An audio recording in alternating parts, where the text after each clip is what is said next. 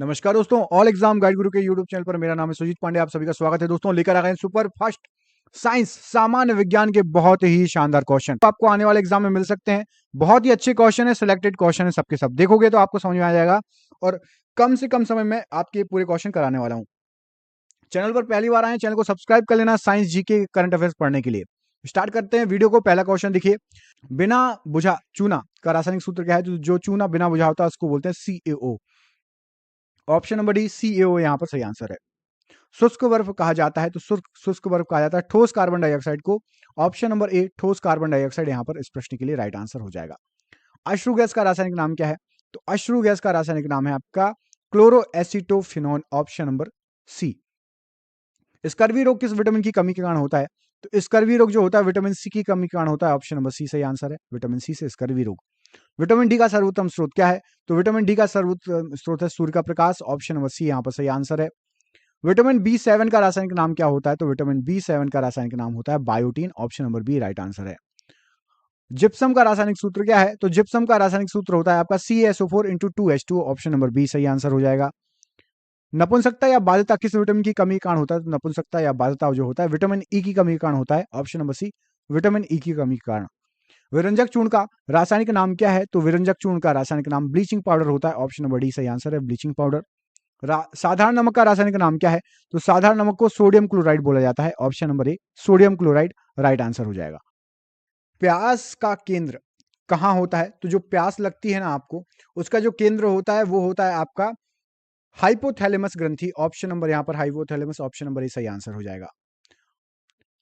Marasmus नामक रोग में शरीर का कौन सा अंग प्रभावित होता है? तो मरासमक नामक रोग में शरीर की मांसपेशियां प्रभावित होती है। ऑप्शन नंबर बी सही आंसर है। क्वाशियोरकस किसकी कमी के कारण होता है? तो क्वाशियोरकर जो होता है वो विटामिन माफ कीजिएगा, वो आपका प्रोटीन की कमी के कारण होता है। ऑप्शन नंबर डी प्रोटीन बिल्कुल सही आंसर हो जाएगा।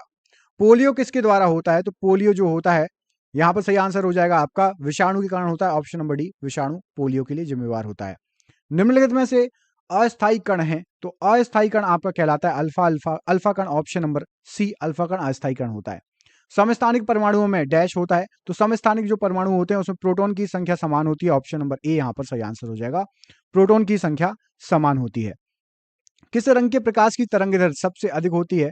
तो सबसे अधिक तरंगदैर्घ्य होती है लाल रंग के प्रकाश की। ऑप्शन नंबर यहां पर सी सही आंसर है, लाल रंग के प्रकाश की।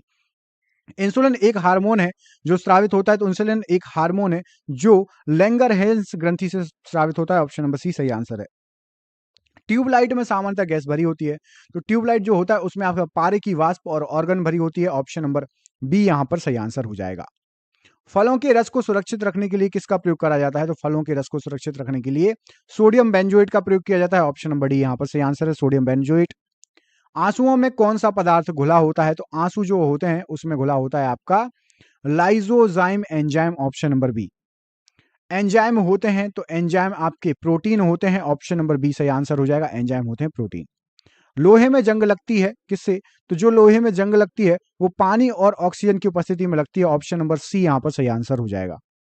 सूर्य से निरंतर ऊष्मा व प्रकाश मिलने का कारण क्या है? तो इसका जो कारण होता है वो होता है हाइड्रोजन का fusion. Option number C hydrogen का फ्यूजन यहां पर इस प्रश्न के लिए सही आंसर हो जाएगा।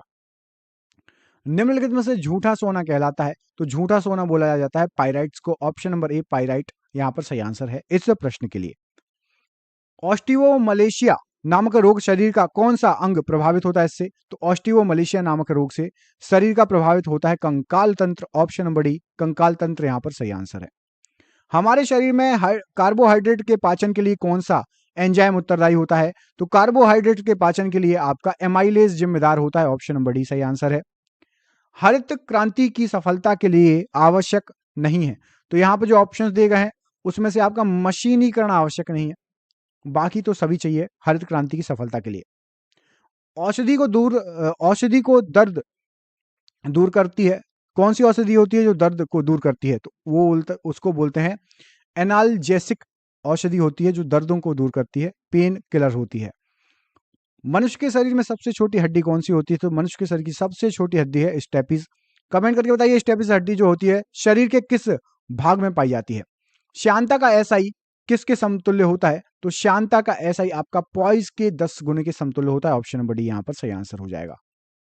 सोयाबीन में निम्नलिखित में से कौन सा प्रोटीन पाया जाता है? तो सोयाबीन में आपका प्रोटीन पाया जाता है ग्लिसरीन, ऑप्शन नंबर डी सही आंसर है। अगला क्वेश्चन देख लेते हैं। इसमें पूछा गया है आपसे, कुकिंग गैस निम्नलिखित का मिश्रण होती है। तो जो कुकिंग गैस होती है वो ब्यूटेन और प्रोपेन का मिश्रण होती है, ऑप्शन नंबर डी सही आंसर है। किस रोग से पीड़ित रोगी को कार्बोहाइड्रेट्स की अधिक मात्रा लेने से मना किया जाता है? तो यदि आपको मधुमेह है तो आप कार्बोहाइड्रेट अधिक मत लीजिए, मना किया जाता है आपको, ऑप्शन नंबर सी सही आंसर है। नींद की बीमारी किस प्रोटोजोआ के कारण होती है? तो जो नींद की बीमारी होती है वो होती है आपकी ट्रिपेन सोमा के कारण, ऑप्शन नंबर सी सही आंसर है। रेफ्रिजरेटर में ताप का नियंत्रण कौन करता है? तो थर्मोस्टेट से ताप का नियंत्रण होता है, ऑप्शन नंबर सी सही आंसर हो जाएगा। विटिकल्चर संबंधित है किससे? तो जो विटिकल्चर होता है वो अंगूर की खेती से संबंधित है, अंगूर की खेती विटिकल्चर। 2-4D संबंधित है, तो ये जो संबंधित है ये है खरपतवारनाशी से, ऑप्शन नंबर डी खरपतवारनाशी यहाँ पर सही आंसर है। किस तत्व की कमी से फीका रोग होता है? तो फीका नामक जो रोग होता है वो फास्फोरस की कमी से होता है, ऑप्शन नंबर ए सही आंसर है। पटाखों के फूटने के बाद चमकता हुआ लाल रंग पटाखे में मौजूद किस धातु के कारण होता है? तो लाल रंग जो होता है वो पटाखे में मौजूद एस्ट्रोनीशियम के द्वारा होता है, ऑप्शन नंबर डी सही आंसर है। गुलाब से इत्र निकालने की विधि को किसने खोजा था? तो गुलाब से इत्र निकालने की विधि अस्मत बेगम ने खोजी थी, ऑप्शन नंबर बी यहाँ पर सही आंसर हो जाएगा।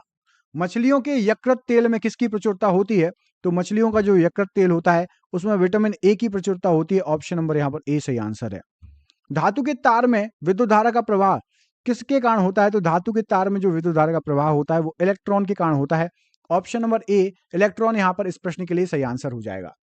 लोहे की चादर को गैल्वेनाइज करने के लिए उसे किसके घोल में डुबाया जाता है? तो उसको डुबाया जाता है जस्ती के घोल में, ऑप्शन नंबर ए सही आंसर है। पौधों की वृद्धि दर रिकॉर्ड करने के लिए परासंवेदी यंत्र मतलब कैस्कोग्राफ का निर्माण किस भारतीय वैज्ञानिक ने किया था? तो कैस्कोग्राफ का निर्माण किया था जगदीश चंद्र बसु ने, ऑप्शन नंबर यहाँ पर बी सही आंसर हो जाएगा।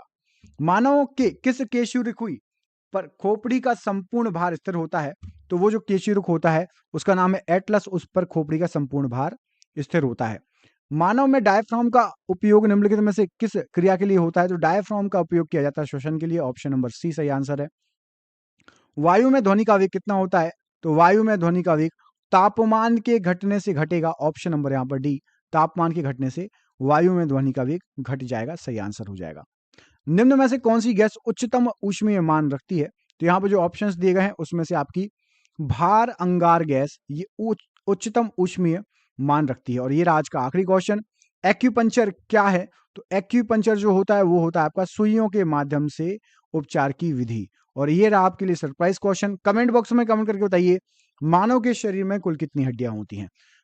चलिए मिलते हैं अगले वीडियो में। यदि चैनल पर पहली बार आए हैं, क्वेश्चन अच्छे लगे तो प्लीज चैनल को सब्सक्राइब कर लेना। बहुत बहुत धन्यवाद दोस्तों, आपका दिन शुभ हो। बहुत बहुत धन्यवाद।